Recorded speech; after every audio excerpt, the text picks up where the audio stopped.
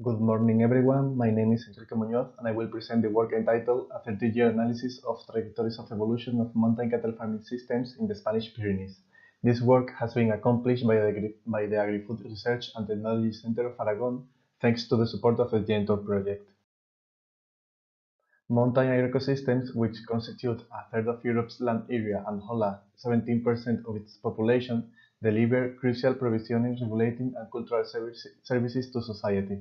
How mountain agroecosystems evolve is conditioned by, and at the same time, conditions human activity at global, regional, and local scale.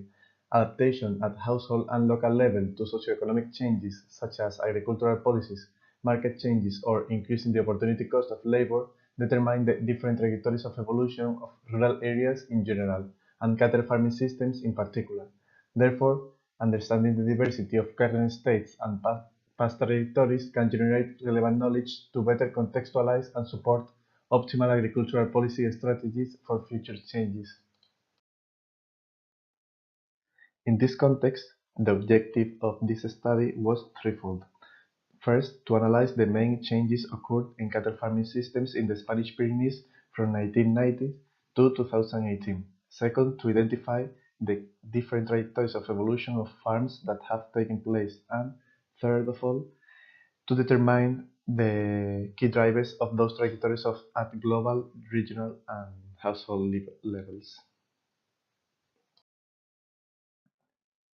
To carry out this study, a constant sample of 50 cattle farms was surveyed in 1990s, 2004, and 2018 in three different valleys of the Spanish Pyrenees: Broto, Benasque, and Valera Barrodes. The surveys gathered information about farm structure, such as herd size or agricultural area, management, like the grazing season length or whether if they fatten in farm or not, and farmer profile, such as farmer level of education or family size. We also collect general information about demographic, economic activities, and livestock farms statistics from official regional statistics. Moving to the analysis, firstly, we explore the evolution of general socioeconomic and cattle farming context in the three valleys during the study period. Secondly, for the general evolution of the systems, we analyze a set of variables defining structure, management, and economic performance of farms. Differences were tested by ANOVA and cross-calculate test using R software for all statistical analysis.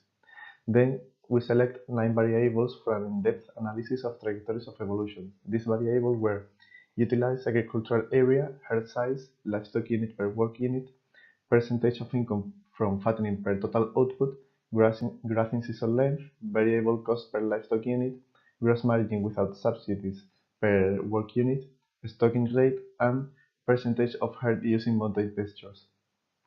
With these variables, we analyze the differences per farm and their evolution once the general common trend of evolution, time dependent, was eliminated. Then, a principal component analysis was performed on those variables to obtain the main factors that summarize the changes occurred. Finally, a cluster analysis was carried out on those factors to establish a typology of farms according to the main trajectories of evolution found. Finally, discriminant analysis was used to identify the drivers of farm trajectories by determining the socioeconomic factors that best discriminate among trajectories of evolution. Moving to the results, the three valleys differed in their socioeconomic development pathways. In general, Broto Valley has focused on a development based on rural ecotourism.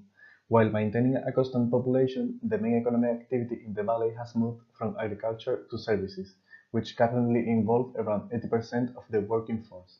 However, the number of cattle heads in the valley has remained relatively constant due to a process of structural adjustment, despite the number of farms being reduced. Socioeconomic development in Benasque Valley revolved around winter tourism based on ski and rural tourism. The valley experienced a relevant increase of population during the first period. Similarly to Broto, Benasque suffered a strong reduction in the number of population working in the agricultural sector, in favor to an increase in the services sector. Furthermore, the number of cattle farms decreased, while the number of cattle heads kept constant. Contrary to Broto and Benasque, Valera Barrabés Valley suffered a continuous reduction of population, while keeping a strong dependence of the agricultural sector.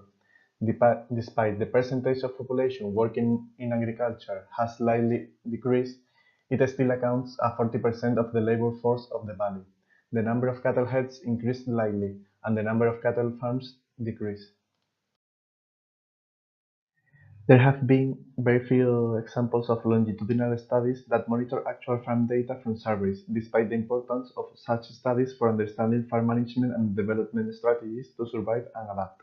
Going back to the same farms over a period of 30 years allowed us to analyze how mountain livestock systems had adapted to changing policies and socioeconomic factors at global and regional levels. This diagram summarizes all the results about farming systems evolution and its drivers of change. On the one hand, we have the general trend characterized by the change in the productive orientation, the increase in herd size, agricultural area, and stocking rate, as well as a reduction in the labor force. These changes followed updates of the European CAP that first promoted the abandonment of milk production with the 1992 and the Agenda 2000 reform, and that later on moved to a more intense decoupling and development of rural areas with the 2009 and 2013 reforms. Those reforms have been crucial to maintain agricultural profitability. In fact, we found that subsidies account for an average of 70% of gross margin both in 2004 and 2018. In addition to this general trend, we identified three trajectories that correspond to the studied valleys, which highlights the existence of regional factors that influence the evolution of agricultural systems. The different economic development of the non-agricultural sectors in the valleys and municipalities, in particular tourism, has been a decisive driver of the evolution of livestock systems. Tourism and the resulting urbanization decreased the availability of land for agriculture and increased the price of land, displacing agricultural activities, although tourism also creates opportunities for non-agricultural work that can be used by the farmer and his family to supplement family income. Finally, in addition to the three valley-specific trajectories, farms from all valleys were grouped into a common trajectory, including about 40% of farms. These farms were characterized by being relatively stable throughout the study period and by focusing on a low input, low output strategy. Farms that followed this common path were different from the rest in relation to key household factors. For example, older farmer age, lowest level of education, and smallest household size, revealing that in addition to regional socioeconomic factors, the particularities of the household can be crucial to determine the evolution of livestock. High age and low level of education have been related to risk aversion and lack of dynamism, and in our case could explain why farmers with this characteristic did not try to maximize agricultural products.